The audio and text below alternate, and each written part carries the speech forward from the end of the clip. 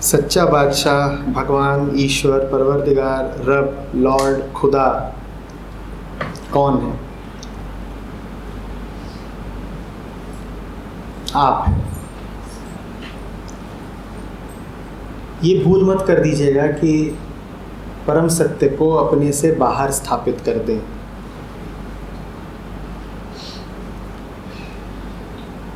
परम सत्य आपने अपने से बाहर स्थापित किया तो वो आपका परम खालीपन बन जाएगा। आत्मा को आपने अपने से बाहर स्थापित कर दिया तो आप निरात्मा हो जाएंगे। जीवन को आपने से बाहर स्थापित कर दिया तो आप मुर्दा हो जाएंगे। इंसान की बड़ी चूक रही है कि उसने अपने से बाहर किसी ईश्वर की परिकल्पना की।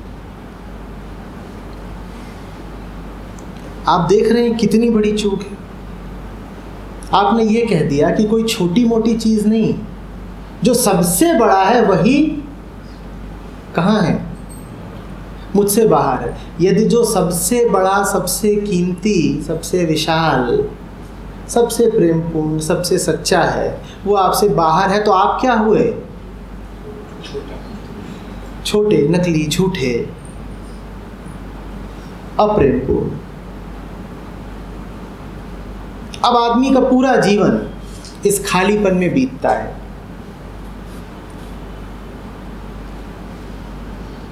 और उसके जख्मों पर नमक मलने के लिए, उसके भ्रम को यथार्थ साबित करने के लिए बहुत सारे गुरु और बहुत सारी पुस्तकें उपस्थित हो जाती हैं जो उसको सिखाती हैं कि ईश्वर की प्राप्ति कैसे करनी है। आप यदि कुछ प्राप्त करने निकले हो तो सबसे पहले तो आपने ये मान लिया है ना कि वो आपसे बाहर है। ईश्वर प्रेम है, ईश्वर सत्य है, ईश्वर करुणा है। आप ईश्वर न भी बोलेंगे तो चलेगा, पर प्रेम तो जानते हैं ना, करुणा भी जानते हैं, शांति भी जानते हैं, सरलता भी जानते हैं, मुक्ति भी जानते हैं, सब जानते हैं। इन्हीं सब के लिए नाम दिया गया है भगवान। इन्हीं सब के लिए नाम दिया गया है सच्चा बादशाह, ईश्वर, परवरदिगार, खुदा।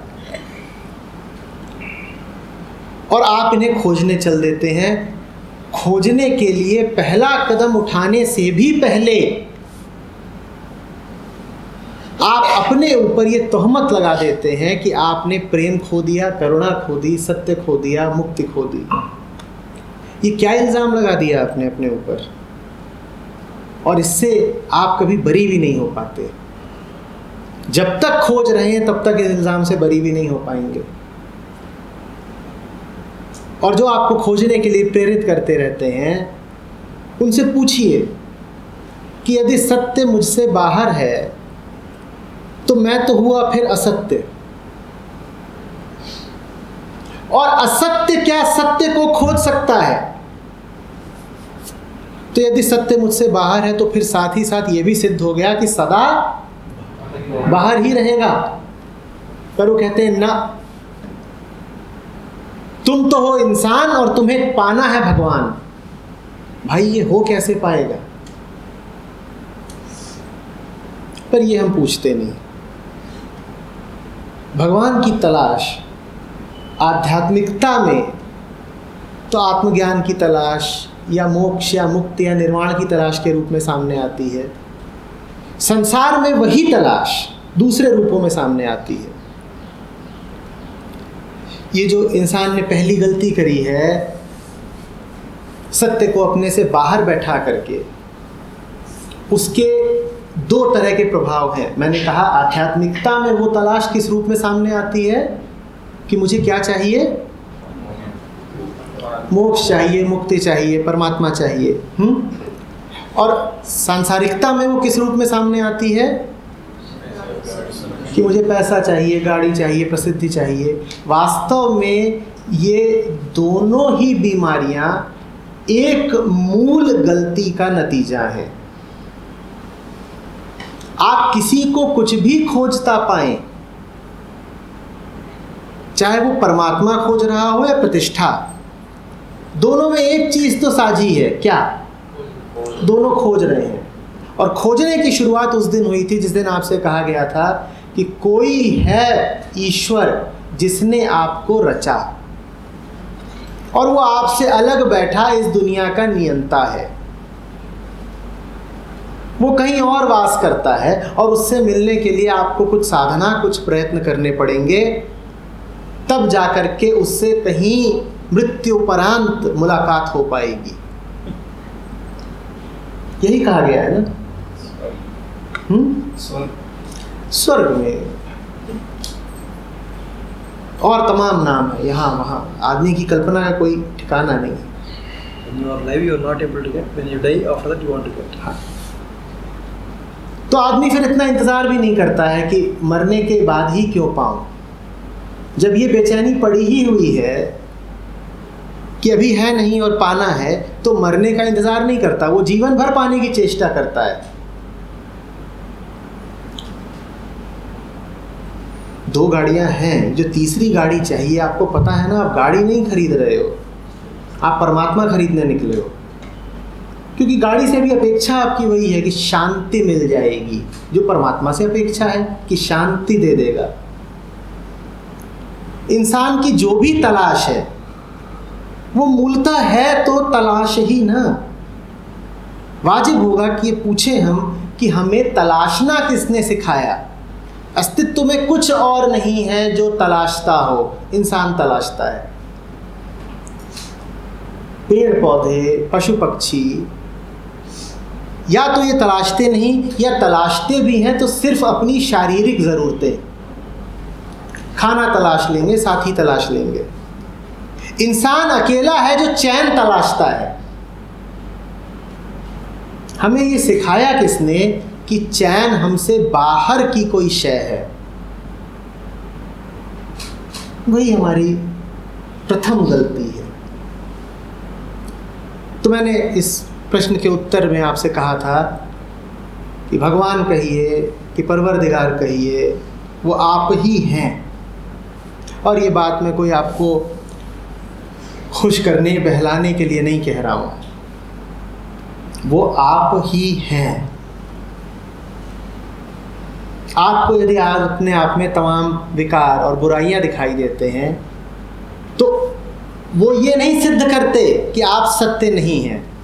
वो विकार और बीमारियां सिर्फ यही सिद्ध करते हैं कि जब तुम अपने आप को सत्य नहीं मानते, तब देखो कैसे हो जाते हो। मैं पूछ रहा हूँ, विकार किन में पाए जाते हैं, बीमारियां किन में पाई जाती हैं? मैं मानसिक बीमारियों की बात कर रहा हूँ। किन में पाए जाते हैं? उनमें जिनमें श्रद्धा होती है कि हम ही हैं और परम सत्य यहाँ बैठा है, उनमें पाए जाते हैं। उनमें पाए जाते हैं जो कहते हैं ना, मुझे जो चाहिए वो तो मुझसे बहुत दूर है। किन में पाए जाते हैं? बोलिए। पर हम तर्क उल्टा चला देते हैं। हम कहते हैं साहब आप हमें आत्मा कह रहे हैं, सत्य कह रहे हैं, हम में देखिए कितने दोष हैं। नशेड़ी हम, जुआरी हम, कबाबी हम। जैसे शोले में वो मौसी को समझाया जा रहा हो कि नहीं और तो कोई दुर्गुण नहीं है, बस नाचने वाले के यहाँ जाना बंद कर दे तो ये सब छूट जाएगा। तो उसकी फहरिस्त तो फिर भी छोटी थी, हमारी इतनी लंबी है। मौसी का सब्र ज़रा कम था। हम तो अपने दुर्गुण लिखने बैठे हैं। तो जैसे कबीर का है ना कि 7 समुद्र की मसी करूं, गुरु गुण कहा ना जाए। कबीर कहते हैं कि 7 समुद्र की अगर स्याही भी बना दें तो भी गुरु के गुण नहीं लिखे जा सकते। हमारा खेल उल्टा है। हम कहते हैं 7 समुद्रों की अगर स्याही भी बना दें तो भी हमारे दुर्गुण पूरे नहीं पड़ेंगे।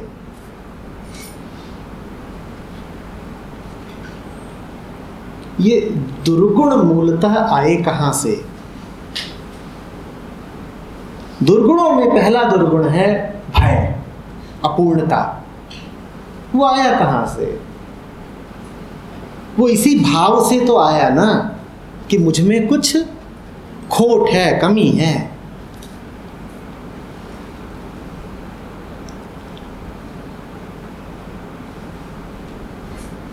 सर, अगर हम किसी मनुष्य की फोटो गले में डाल के घूम रहे हैं, उसका नाम जप रहे हैं, हम कहते हैं हमारे लिए वही भगवान है, क्या ये सही है? तुम कुछ भी करो, भगवान होकर के तुम आदमी की नहीं, पक्षी की, जानवर की, पेड़ की, नदी, पहाड़, चांद, तारे, कोई भी चित्र लगा करके घूमो, सब चलेगा। कौन रोकने वाला है तुमको? सवाल ये नहीं है कि क्या कर रहे हो, सवाल ये है कि कौन कर रहा है। अपनी पूर्णता में तुम कोई मूर्खता करो, वो मूर्खता परम बोध है, और अपूर्णता में तुम पूरी बुद्धि लगा करके बड़ी होशियारी का काम कर दो, वो होशियारी बड़ी मूर्खता है। तो ये मत पूछो कि गले में ये डालने की वो डालने, तुम गले में क्या कहीं भी कुछ भी लटका लो, घूमो फिरो, जो करना है करो, मस्त हो, जैसे जो करना है करो। जानवरों को देखा है, छोटे बच्चे को देखा है, वो पूछने आते हैं कि ऐसे चलें तो कुछ गलत हो गया क्या? तुम्हें गलत लगता है, तुम मुंह छुपाओ।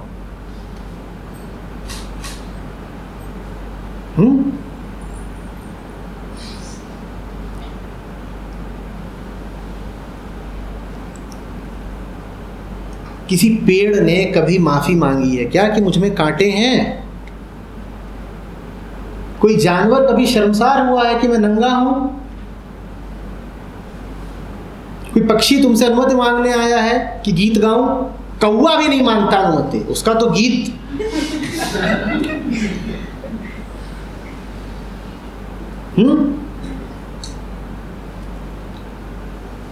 जो तुम्हें सुंदर और प्यारे लगते हैं वो तो जीते ही हैं अपनी पूर्णता में। तुम्हें पांडा सुंदर लगेगा, तुम्हें खरगोश सुंदर लगेगा, और जिनको तुम भद्दा उटपटांग बोलते हो, उन्हें भी कोई अपने ऊपर बड़ी लाज नहीं आ रही है, वो भी मस्त पड़े हैं। हमने नहीं देखा कि कोई मगरमच्छ जा रहा हो कि खाल जरा चिकनी कर दीजिएगा।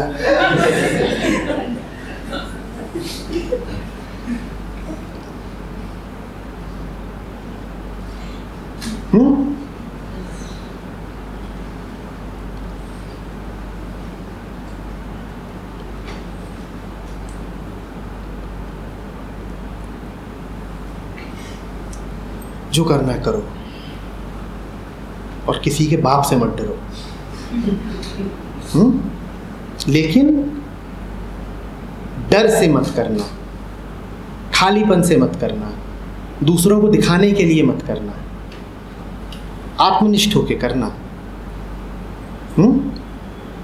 करने को तो भूल ही जाना, अपनी आत्मनिष्ठा में, अपने भीतर, अपनी सहजता में, फिर जो हो सब शुभ है।